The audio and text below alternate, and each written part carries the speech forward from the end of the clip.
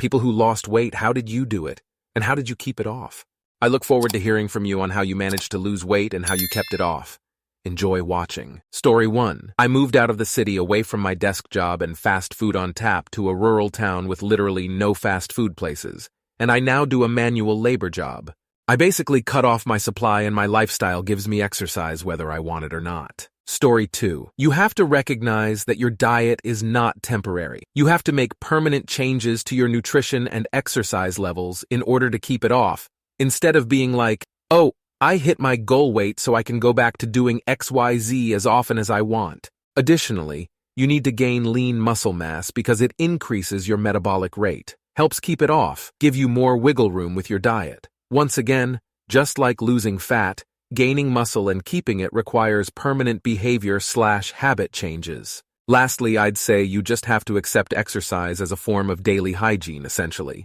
You should be either walking or biking or doing bodyweight exercises or doing some form of resistance training daily or near daily. The cool thing about daily exercise is you really don't need much to see a difference. Otherwise, you can opt for exercising for longer periods of time less frequently with similar results. You just have to figure out what helps you show up the most. That's probably like 80% of success. Story 3. Macro counting, carbs, and have 4 calories per gram, fats have 9 per gram. Spend a few weeks preparing your own meals. You'll learn to eyeball meals when eating out.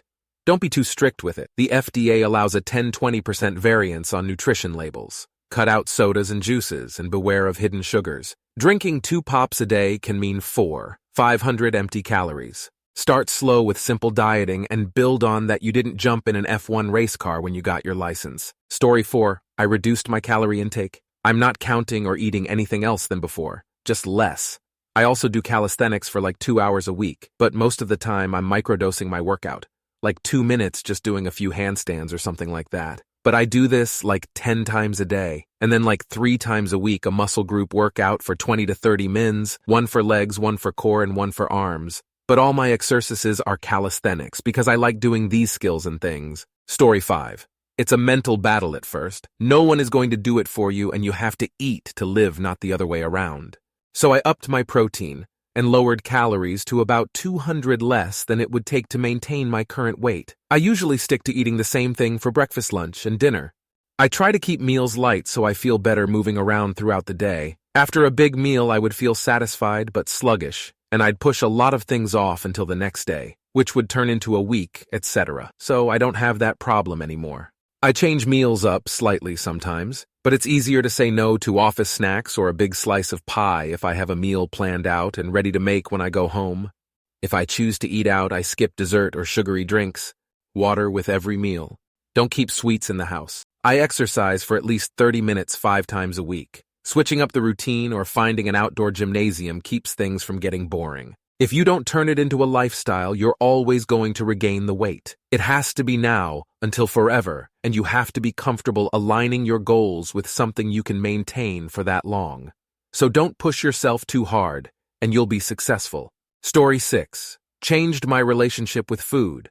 Made proper changes to what I ate, not some fad diet or just cutting food and feeling hungry. You can eat lots of low-calorie dense food and feel satiated, but you have to make that choice to change what you eat. I also cut way back on sugar and everything. Sugar is a killer, and it's in a lot more food than you realize. Alcohol as well is quite calorie-dense. If you drink regularly, it adds up quick. Exercise will help, but you can't out-train a calorie-dense diet. What you eat is everything. Story 7. Main change I made is almost no calories from drinks. I drink almost entirely tea with a little milk added to it. Other than that, I try to only eat out 1 meal a week if I can help it. I normally will make 1 meal a week, something like red beans and rice, then add in salmon a couple meals a week, then something with chicken breast for 4 meals. I also normally don't eat breakfast. If I need a snack or want something early, I'll just eat an apple or apple with peanut butter. Story 8. Went from a sit-on-my-ass-all-day office job to a warehouse-type job on my feet walking all day. After a year, I was down 50 lbs. It'll probably all come back if I leave that job, though. Went on not 1 but 2 meds that fuck up my appetite signals. I get hungry, but I never feel it physically until it's stomach cramping levels. They also tend to make all food sound super unappealing, so I don't really snack. Which probably sounds great, but is honestly horrible. I have to eat on a schedule, or I'll just forget to eat completely and then be wondering why I feel dizzy and tired. And so often I have to force myself to eat, because just the thought of food seems disgusting, even if it's something I love, which is even worse when I'm into hangry territory. If these meds didn't help everything else so much, I'd go off them because of this side effect. Story 9. I have PCOS, so losing weight was already hard. I did a lot, and I mean a lot of research last September, because I was starting to have health issues appear.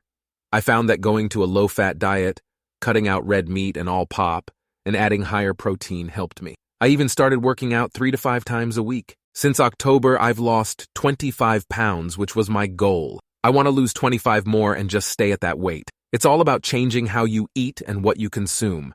I had a bad habit of waiting until I was starving and then eating. Now I snack on fruits throughout the day and eat healthier meals. Though I do cheat on my period, but that's because I don't have the energy to cook, and my roommate works 12-hour shifts. I don't mind it having those days though, because my body is the only body I will ever have, and I don't want to be miserable when eating. Story 10, 60 pounds down here and been maintaining for a year. Focus on the habits and lifestyle changes, not the weight, at least for long-term success.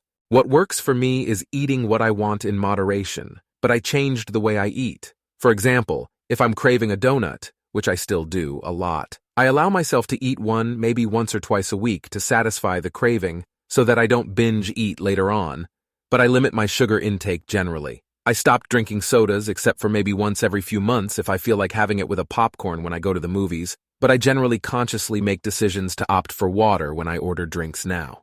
I also keep a tall glass of water on my desk at all times as a visual reminder to keep drinking water. I also limit my caffeine intake, and when I do drink coffee, it's usually decaf or regular black coffee instead of a sweet coffee drink. I don't eat after 7 p.m. anymore unless I agree to dinner with a friend after work. This helps me avoid late-night cravings, which were my biggest issue when I was gaining weight. 2. Find something active to do that you actually enjoy. This is Pilates and low-impact exercises and cardio for me. I routinely go to my apartment gym, so nothing fancy equipment-wise, but I do mat Pilates, incline walking, and some strength training. I've found that this has helped tone my body a lot and gotten my hormonal imbalance under control, along with, of course, the weight loss.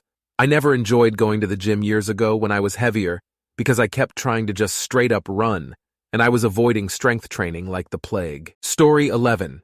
Literally, counting calories is the only thing that matters. If you try to work out 6 days a week, eat only some weird diet of the week, and never allow yourself flexibility, you will not succeed. Honestly, the first week or two of trying to lose weight, it's probably best to not even adjust what you are putting into your body. Just get used to counting. Use an online calculator to find out about how much calories you need per day. Slowing approach that 500-calorie deficit and stick to it.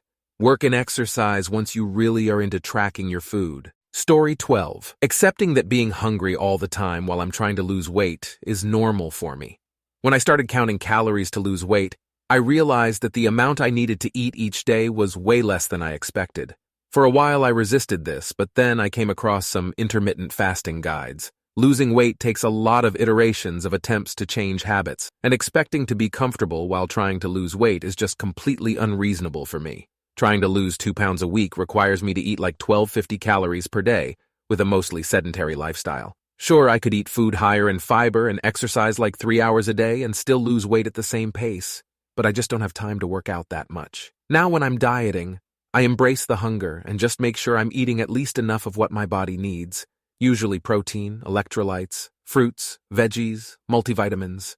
Everyone is different, but I often have had people tell me, you don't have to be hungry all of the time to lose weight. That's just 100% not the case for me at all. When I'm hungry most of the day, I'm losing weight. Just need to feed myself enough so it's not unhealthy. Also, losing 2 lbs a week is pretty aggressive, but I try to hit that. I just lost 20 plus lbs in the past 6 months by eating mainly plants/chicken/fish and fasting most of the day. The food lineup helped keep me a bit less hungry, but still was hungry like all day every day. Story 13. I don't remember what the official name for it is, but I do an exercise where I think about how I'll feel about a decision a few hours later. So many short-term dopamine activities are things you know aren't going to make you feel good after the fact. If I eat that pizza now, I will feel good for a few min. In a few hours, I'll regret it. If I spend all day in bed, I'll be sad I didn't use my day in a way that makes me happy by the evening. Stuff like that. Writing it down each time really helped me adjust how I felt about that type of thing. Story 14. I've lost 45 pounds so far and am still dropping weight. I switched up my whole lifestyle. I now eat smaller portions, do OMAD, and quit drinking. I think the alcohol was the main killer BC. I haven't altered the type of food I eat and don't count calories, but used to drink large quantities of Riesling, sugary margaritas, and/or multiple stouts every week. Ever since I decided to get sober, I've been losing about 2 pounds per week versus my previous 0.51 lb/week. I used to be hungover the next day and would eat large quantities of complete garbage.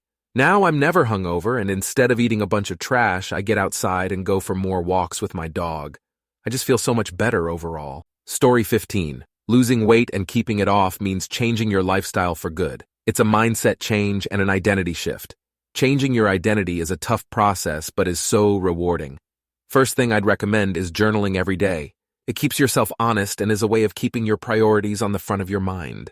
Find a physical activity that you really enjoy and do it most days of the week. There's no right way to exercise, and you need to find what's sustainable for you. This is not for burning calories as much as making yourself do something challenging often. I find it puts you in a healthier headspace to make healthier decisions all around. Plus, it helps reinforce this new identity you have. Find a way to change your diet long term. Counting calories is a great way to understand what different foods offer. It's crazy when you realize you don't have to starve to lose weight.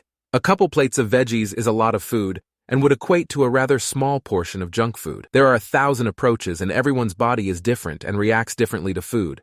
So you figure out but this is what worked for me. I cut almost all sugar, alcohol, and grains from my diet. I meal prep food 5 days of the week, so I never have an excuse to not eat healthy. When I go out with friends or take myself out to eat, you bet your ass I'm getting a couple beers and a pizza. I'm a huge foodie, and I don't think anyone's diet should never allow them the things they love. But your habitual eating needs to represent the identity you're wanting to adopt. I've lost 30 pounds in the last year and gained about 10 pounds of muscle, and my physique went from soft and flabby to pretty fucking toned. I'm proud of myself, and I've developed an identity that is that of a healthy person who isn't a square when it comes to indulging on some of the greatest things in life, which for me is a great pastry on the weekend or a few beers with good friends. When it comes down to it, it's all about the mindset. You need to change the way you see yourself and be dedicated to become the person you want to be. If my lazy ass can do it, I think anyone can. Story 16. Eat better and just keep exercising. The more you want to keep off, the more disciplined you have to be.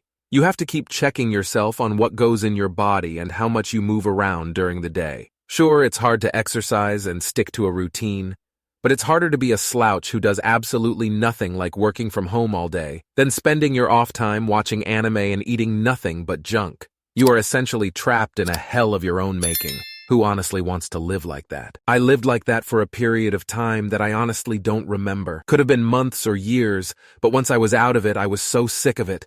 I vowed to never live like that again. It just takes some routine self-control that you must impose on yourself, and avoiding what is bad for you, like processed junk. Once it has been out of you for a while, it surprises you how much better everything feels. Story 17. I have since gained weight, but what really worked for me was to follow the calorie deficit down to the last decimal point. I was losing 10 pounds per month with no exercise. It blew my mind. But when I say that I was hungry almost every hour of the day, and sometimes with no energy for things, I am not kidding.